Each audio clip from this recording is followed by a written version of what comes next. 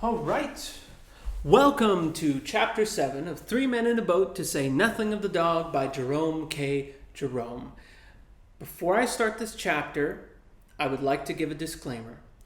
This chapter uses a racial slur that is probably offensive to a lot of people. I will read it out. I will say it. I am not going to censor it. This is absolutely unabridged. And it's part of just the history of this book and how it was written initially. We need to acknowledge that this stuff existed. This, I would almost say, even just casual, or some might say blatant racism. It is the N-word, if you haven't guessed already. If you find that offensive, then please, by all means, skip into the next chapter. But if you'd still like to listen or to watch, please go ahead and do that. But like I said, we are reading this in the light of this being historical. I do not condone the use of this word in daily life, and I would not say this to another person. But in light of reading this as a historical, classical piece of literature, it will stay because it was in the original text. So without further ado, Chapter 7. It was while passing through Moseley Lock that Harris told me about his maze experience. It took us some time to pass through, as we were the only boat, and it is a big lock. I don't think I ever remember to have seen Moseley Lock before with only one boat in it. It is, I suppose, bolters not even accepted, the busiest lock on the river. I have stood and watched it sometimes when you could not see any water at all, but only a brilliant tangle of bright blazers and gay caps and saucy hats and many-colored parasols and silken rugs and cloaks and streaming ribbons and dainty whites. When looking down into the lock from the quay, you might fancy it was a huge box into which flowers of every hue and shade had been thrown pell-mell and lay piled up in a rainbow heap that covered every corner. On a fine Sunday it presents this appearance nearly all day long, while up the stream and down the stream lie waiting their turn outside the gates long lines of still more boats, and boats are drawing near and passing away, so that the sunny river from the palace up to Hampton Church is dotted and decked with yellow and blue and orange and white and red and pink. All the inhabitants of Hampton and Moseley dress themselves up in boating costume and come and moach around the lock with their dogs and flirt and smoke and watch the boats, and all together, what with the caps and jackets of the men, the pretty colored dresses of the women, and the excited dogs, the moving boats, the white sails, the pleasant landscape, and the sparkling water. It is one of the gayest sights I know of near this dull old London town. The river affords a good opportunity for dress, for once, in a way, we men are able to show our taste in colors, and I think we come out very natty, if you ask me. I always like a little red in my things, red and black. You know my hair's a sort of golden brown, rather a pretty shade, I've been told, and a dark red matches it beautifully. And then I always think a light blue necktie goes so well with it, and a pair of those Russian leather shoes and a red silk handkerchief round the waist. A handkerchief looks so much better than a belt. Harris always keeps to shades or mixtures of orange or yellow, but I don't think he is at all wise in this. His complexion is too dark for yellows. Yellows don't suit him. There can be no question about it. I wanted to take to blue as a background, with white or cream for relief. But there, the less taste a person has in dress, the more obstinate he always seems to be. It is a great pity, because he will never be a success as it is, while there are one or two colors in which he might not really look so bad with his hat on. George has bought some new things for this trip, and I'm rather vexed about them. The blazer is loud. I should not like George to know that I thought so, but there really is no other word for it. He brought it home and showed it to us on Thursday evening. We asked him what color he called it, and he said he didn't know. He didn't think there was a name for the color. The man had told him it was an Oriental design. George put it on and asked us what we thought of it. Harris said that, as an object to hang over a flower bed in early spring to frighten the birds away, he should respect it. But that, considered as an article of dress for any human being, except a Margate nigger, it made him ill. George got quite huffy, but, as Harris said, if he didn't want his opinion, why did he ask for it? What troubles Harris and myself with regard to it is that we are afraid it will attract attention to the boat. Girls, also, don't look half bad in a boat, if prettily dressed. Nothing is more fetching, to my thinking, than a tasteful boating costume. But a boating costume, it would be as well if all ladies would understand, ought to be a costume that can be worn in a boat, and not merely under a glass case. It utterly spoils an excursion if you have folk in the boat who are thinking all the time a good deal more of their dress than of the trip. It was my misfortune once to go for a water picnic with two ladies of this kind, and we did have a lively time. They were both beautifully got up, all lace and silky stuff, and flowers and ribbons, and dainty shoes and light gloves, but they were dressed for a photographic studio, not for a river picnic. They were the boating costumes of a French fashion plate. It was ridiculous, fooling about in them anywhere near real earth, air, and water. The first thing was that they thought the boat was not clean. We dusted all the seats for them, and then assured them that it was, but they didn't believe us. One of them rubbed the cushion with the forefinger of her glove, and showed the result to the other, and they both sighed and sat down, with the air of early Christian martyrs trying to make themselves comfortable up against the stake. You are liable to occasionally splash a little when sculling, and it appeared that a drop of water ruined those costumes. The mark never came out, and a stain was left on the dress forever. I was stroke. I did my best. I feathered some 2 feet high, and paused at the end of each stroke to let the blades dip before returning them, and I picked out a smooth bit of water to drop them into again each time. Bow said, after a while, that he did not feel himself sufficiently accomplished oarsman to pull with me, but that he would sit still, if I would allow him, and study my stroke. He said it interested him. But notwithstanding all this, and try as I would, I could not help an occasional flicker of water going over those dresses. The girls did not complain, but they huddled up close together and set their lips firm, and every time a drop touched them, they visibly shrank and shuddered. It was a noble sight to see them suffering thus in silence, but it unnerved me altogether. I am too sensitive. I got wild and fitful in my rowing, and splashed more and more, the harder I tried not to. I gave it up at last.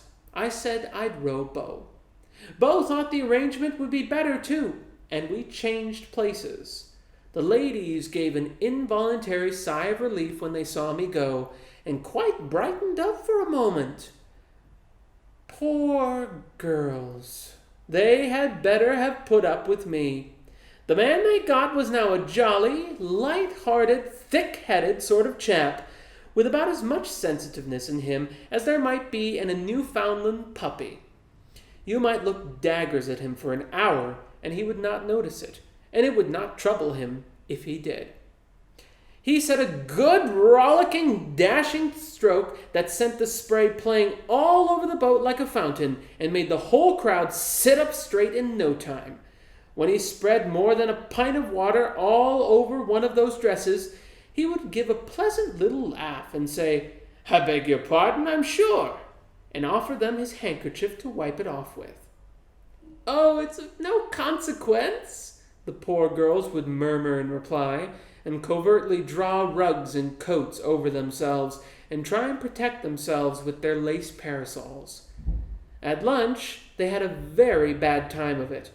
People wanted them to sit on the grass, and the grass was dusty, and the tree trunks against which they were invited to lean did not appear to have been brushed for weeks. So they spread their handkerchiefs on the ground and sat on those, bolt upright. Somebody, in walking about with a plate of beefsteak pie, tripped over a root and sent the pie flying. None of it went over them, fortunately, but the accident suggested a fresh danger to them, and agitated them, and whenever anybody moved about, after that, with anything in his hand that could fall and make a mess, they watched that person with growing anxiety until he sat down again. "Now then, you girls," said our friend Beau to them, cheerily, after it was all over, "come along, you've got to wash up." They didn't understand him at first. When they grasped the idea, they said they feared they did not know how to wash up. "Oh, I'll show you," he cried. "It's rare fun. You lie down on you lean over the bank, you know, and you sloosh things about in the water."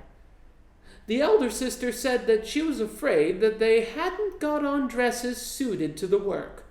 "Oh, they'll be all right," said he, light-heartedly. "Tuck 'em up." And he made them do it, too. He told them that that sort of thing was half the fun of a picnic. They said it was very interesting. Now I come to think it over, was that young man as dense-headed as we thought? Or was he... No, impossible. There was such a simple, childlike expression about him. Harris wanted to get out at Hampton Church, to go and see Mrs. Thomas's tomb. "Who is Mrs. Thomas?" I asked. "How should I know?" replied Harris. "She's a lady that's got a funny tomb, and I want to see it." I objected. I don't know whether it is that I am built wrong, but I never did seem to hanker after tombstones myself. I know that the proper thing to do when you get to a village or town is to rush off to the churchyard and enjoy the graves. But it is a recreation that I always deny myself.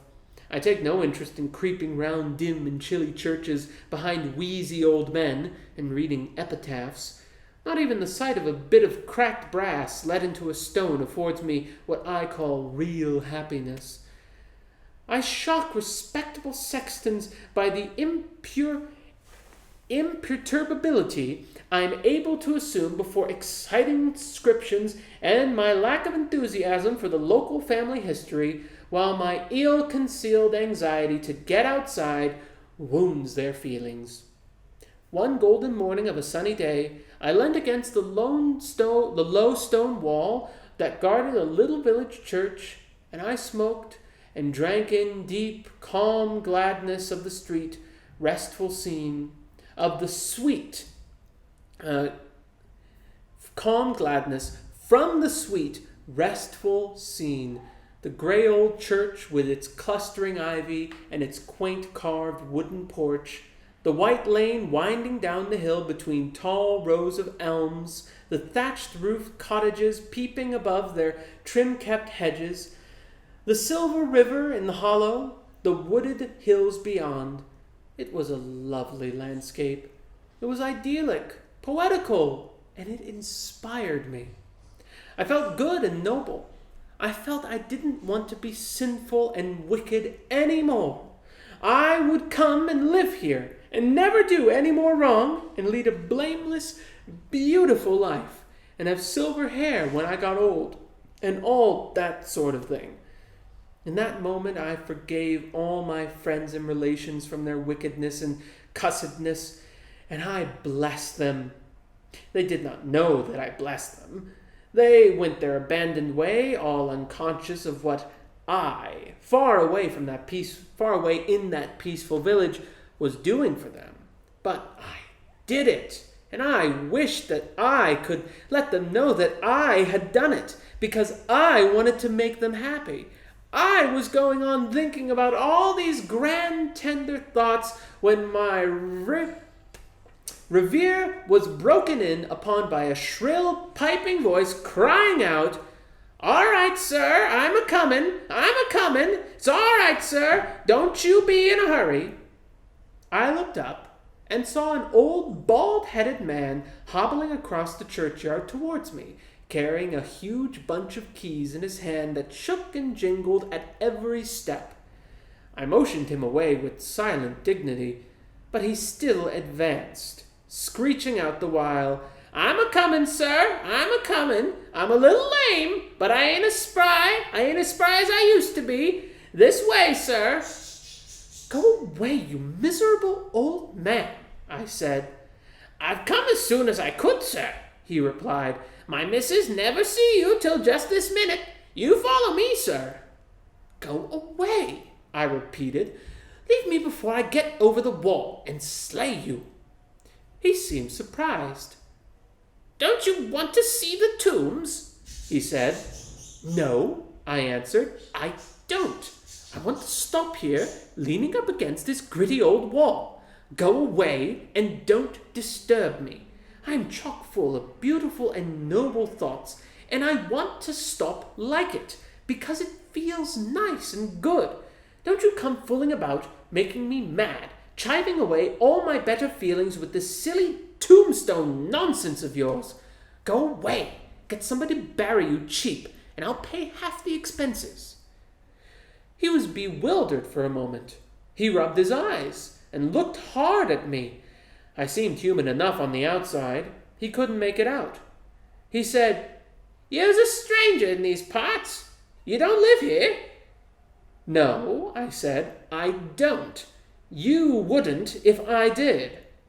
"Well then," he said, "you want to see the tombs, graves, folks been buried, coffins." "You are an untruther," I replied, getting roused. "I do not want to see tombs, not your tombs. Why should I?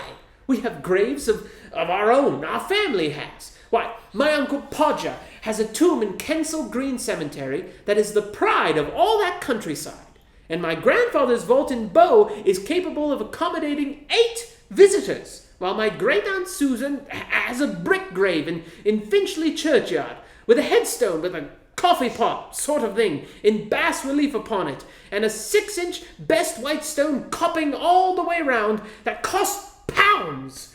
When I want graves, it is to those places that I go and revel. I do not want other folks. When you yourself are buried, I will come and see yours. That is all I can do for you." He burst into tears. He said that one of the tombs had a bit of stone upon the top of it that had been said by some to probably be part of the remains of the figure of a man, and that another had some words carved upon it that nobody had ever been able to decipher. I still remained obdurate, and in broken-hearted tones he said, "Well, won't you come and see the memorial window?" I would not even see that. So he fired his last shot.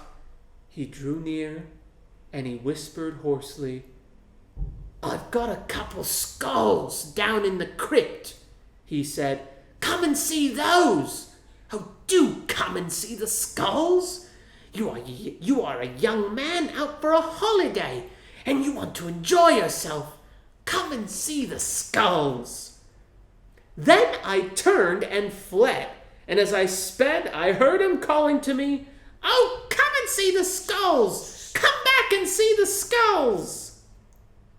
Harris, however, revels in tombs and graves and epitaphs and monumental inscriptions, and the thought of not seeing Mrs. Thomas's grave made him crazy. He said he had looked forward to seeing Mrs. Thomas's grave from the first moment that the trip was proposed. Said he wouldn't have joined if it hadn't been for the idea of seeing Mrs. Thomas's tomb. I reminded him of George and how we had to get the boat up to Shepperton by 5 o'clock to meet him, and then he went for George. Why was George to fool about all day and leave us to lug this lumbering old top-heavy barge up and down the river by ourselves to meet him? Why couldn't George come and do some work? Why couldn't he have got the day off and come down with us? Bank be blowed! What good was he at the bank? I never see him doing any work there, continued Harris. Whenever I go in, he sits behind a bit of glass all day, trying to look as if he was doing something. What's the good of a man behind a bit of glass? I have to work for my living. Why can't he work?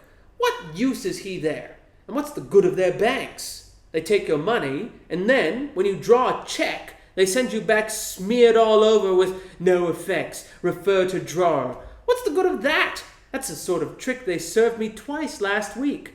I'm not going to stand it much longer. I shall withdraw my account. If he was here, we would go and see that tomb. I don't believe he's at the bank at all. He's larking about somewhere. That's what he's doing, leaving us to do all the work. I'm going to get out and have a drink. I pointed out to him that we were miles away from a pub, and then he went on about the river, and what was good of the river, and was everyone who came on the river to die of thirst. It is always best to let Harris have his head when he gets like this. Then he pumps himself out and is quiet afterwards. I reminded him that there was concentrated lemonade in the hamper and a gallon jar of water in the nose of the boat, and that the two only wanted mixing to make a cool and refreshing beverage. Then he flew off about lemonade and such like Sunday school schlopps, and he termed them ginger beer, raspberry syrup, etc., etc. He said they all produced dyspepsia and ruined body and soul alike, and were the cause of half the crime in England. He said he must drink something, however, and climbed upon the seat and leant over to get the bottle. It was right at the bottom of the hamper and seemed difficult to find, and he had to lean over further and further, and in trying to steer at the same time from a topsy-turvy point of view, he pulled the wrong line and sent the boat into the bank, and the shock upset him, and he dived down right into the hamper and stood there on his head, holding onto the sides of the boat like grim death, his legs sticking up into the air. He dared not move for fear of going over, and had to stay there till I could get hold of his legs and haul him back, and that made him madder than ever. And that is the end of chapter 7. I will see you in the next chapter.